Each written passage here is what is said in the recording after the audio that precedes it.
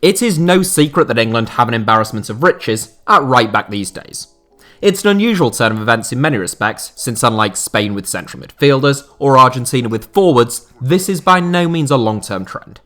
As recently as 2014, Glenn Johnson was England's first choice right back at the World Cup. Meanwhile, the likes of Callum Chambers and John Flanagan both won caps in that position during the same season. Now there are at least 10 English right backs who would start for the vast majority of national teams, giving Gareth Southgate an unenviable selection headache. At the 2018 World Cup, the England boss played with the back three, with a right back on the right side of centre back and another one at right wing back. In no small part, one assumes, due to his raft of talent in that position. And in a more recent squad, Southgate seemed to select as many as 6 right backs. For the purposes of this 7, I won't be including Joe Gomez or Ainsley Maitland-Niles among my rankings, both of whom can play at right back, because neither of them are playing primarily as right backs at this moment in time. An extremely honourable mention goes to Matty Cash, who has arguably been the most impressive English right back in the Premier League so far this season, and to Luke Ayling, who has handled the step up to life in the Premier League far better than I had anticipated.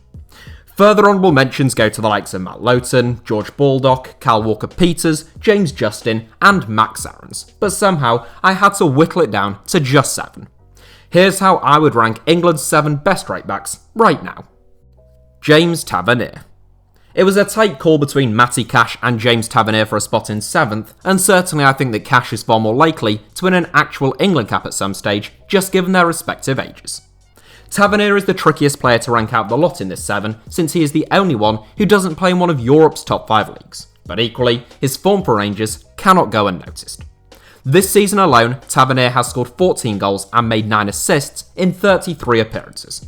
Those are bewildering numbers for a right back in any league, and his performances in the Europa League, where Rangers topped their group ahead of Benfica, would suggest that those who write off all achievements north of the border these days ought to do so with extreme caution. It is certainly true that Tavernier didn't have anything like this impact in the English game. Prior to joining Rangers in 2015, when the club were in the 2nd tier, most of the Bradford native appearances in English football had come in sporadic League One loan spells. He became an immediate success at Ibrox though, and the tireless set-piece specialist is worthy of a spot in this 7. In ordinary times, I suspect Gareth Southgate would give him a run out in a friendly just to see if he was up to the level required. But England's options at right back means only a catastrophic injury crisis is likely to give the former Newcastle United man that opportunity. Tariq Lamptey.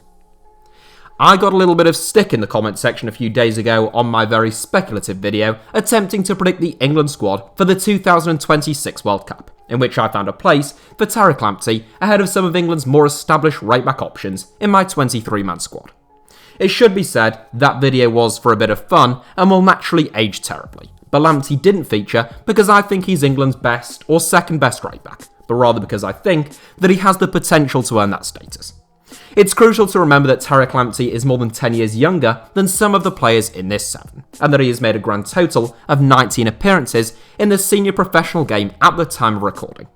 The fact that we are even putting him in the same bracket as someone like Kyle Walker or Trent Alexander-Arnold is evidence of his extraordinary start to life at Brighton. Make no mistake, Lamptey still has plenty to learn, but his raw ability is phenomenal. Lightning quick, good on the ball, and endlessly adventurous, personally I found Lamptey the most enjoyable fullback to watch in this entire 7. It will be fascinating to see how he develops, and I think he has the tools to force his way into Gareth Southgate's thinking. But for now, with fewer Premier League appearances to his name than someone like Eric Jemba, he has to settle for a spot in 6th. Aaron Wan-Bissaka. It's in the nature of a 7 like this that is so evenly poised in a number of positions that if you asked me to make this 7 just 12 months ago, or in only 12 months' time, I've no doubt there would be fresh adjustments on each occasion. I've been a big fan of Aaron Wan-Bissaka ever since his emergence at Crystal Palace, and I was frequently told that I overrated him a couple of years ago. So it's ironic in some respects that I'll probably be viewed as underrating him by some now for only putting him in 5th. The narrative that Wan-Bissaka is brilliant defensively and woeful going forwards is obviously a little overblown, although it does have some basis in fact. The 23-year-old Londoner is a master in the dying art of tackling people, although one suspects that as he develops and improves his game positionally, he might not have to make so many tackles in the first place. Nonetheless, his ability to dispossess an opponent is superb, and Wan-Bissaka has shown that he can keep quiet some of the best wide players on the planet, from Neymar to Raheem Sterling. His ability both on the ball and in the pass, whilst not as bad as some people make out, is the worst of any right-back in this 7, and it is no doubt one of the reasons why he has not yet won a senior cap under Gareth Southgate. Wan-Bissaka is still young, and he will improve, but if Southgate continues not to select him, it's possible that he will grow frustrated and accept a call-up from DR Congo instead. Kyle Walker. I may be wrong, but of all the players in this 7, Kyle Walker is the one whose ranking I suspect will be subject to the most debate in the comments section, both by people who think that he should be top and by those who think that he should be down in 5th or 6th. A 3-time PFA Team of the Year inclusion who has made over 300 Premier League appearances, it is impossible to deny that Walker has had a very impressive career, but it's precisely because of all that experience that his limitations are all the more infuriating. Walker is 30 years old and he has been playing football at the highest level for roughly a decade. He has blistering pace, great attacking movement, and he presents a real threat whether he's overlapping down the right flank or cutting back inside. Walker has all the tools to be one of the best right backs in the world, and on his day, he is. However, with all that talent and experience under his belt, he ought to have cut out far more of the thoughtlessness from his game. Walker remains prone to the odd stupid tackle in the penalty area, the odd handball, red card, or hospital pass. His remarkable pace seems to have led to a complacency that he will always be able to recover when caught out of position, and to be fair, 9 times out of 10, he can. The problem is that 1 time out of 10, and the fact that it tends to be against the best teams and in the biggest games that those mistakes are punished. At the age of 30, it seems unlikely that Walker will ever rectify those deficiencies to his game, so for all his talents, I've only put him in 4th. Reece James. I've seen it said that Reece James is not as good defensively as Wan-Bissaka and not as good going forward as Trent Alexander-Arnold, but overall, he's as good as either of them. I think there's a certain degree of truth to that, and certainly James has the potential to become the most complete right-back in this 7, if he isn't already. An enormous talent for a long time now, James has been a regular fixture for England at multiple U-team levels, and in his first opportunity out on loan with Wigan Athletic, he made a lasting impression. A fantastic athlete who is strong in the tackle, good on the ball, and capable of putting a lovely ball into the box, James's quality when striking the ball is immediately apparent due to his prowess from set pieces. Upon his return to Chelsea in the summer of 2019, James was one of a number of young players to be handed plenty of first-team opportunities under Frank Lampard. Once again, the 21-year-old impressed, making 37 appearances in all competitions despite having club captain Cesar Azpilicueta for competition. Chelsea fans are tremendously excited about James, and understandably so, and I said a while back that I think he might even be the pick of Chelsea's raft of talented young academy graduates, at least until Callum Hudson-Odoi gets a run of first-team football, whether that's at Stamford Bridge or elsewhere.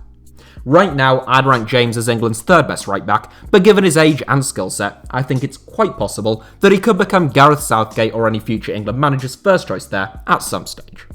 Kieran Trippier. I suspect there will be a lot of people who aren't particularly interested in La Liga football who will feel as though 2nd place is perhaps somewhat generous for Kieran Trippier, and I can understand that perspective. A lot of people forget that Trippier was almost certainly England's best player, and without doubt Gareth Southgate's most creative player, at the 2018 World Cup.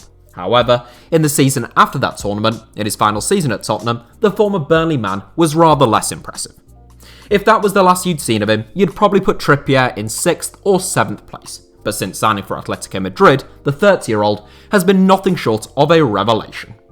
Always a magnificent crosser of the ball, as with a few of the right-backs in this 7, Trippier is an excellent set-piece taker. And as a defender playing under Diego Simeone, Trippier would have to be just as capable defensively as he is going forward if he was to succeed at the Wanda Metropolitano.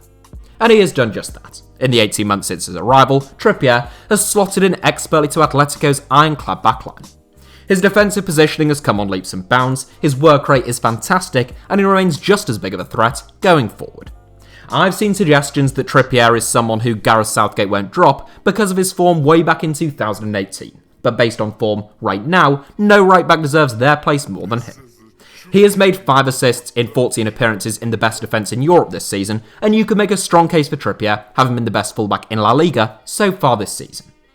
Trent Alexander-Arnold. On form, Trent Alexander-Arnold wouldn't top this 7. Although, if this 7 were solely based on form, the top 3 would probably be Kieran Trippier, Matty Cash, and James Tavernier.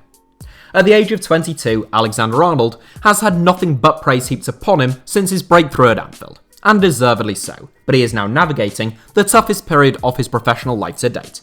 Such is life, and certainly such is football. No player goes an entire career enjoying a pure purple patch of form.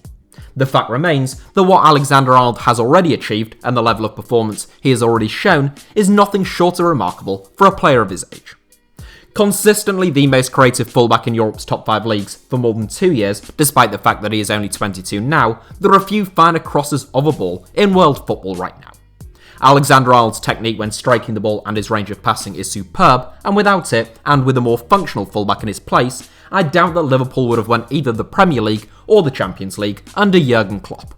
So vital to the Red system, Alexander-Arnold hasn't yet been able to have the same kind of impact in an England shirt in a less familiar system, albeit he has only won 12 caps to date.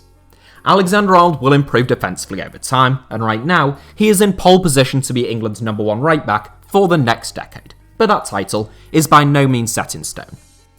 So that is it for today's video, but thank you all as ever for watching. Do give us a like if you enjoyed the video, let me know your thoughts down below in the comments section, and make sure to subscribe and turn on notifications for HITC Sevens. Oh, and you can also find me on Twitter or Instagram, should you feel so inclined, via the username @HITC Sevens on both.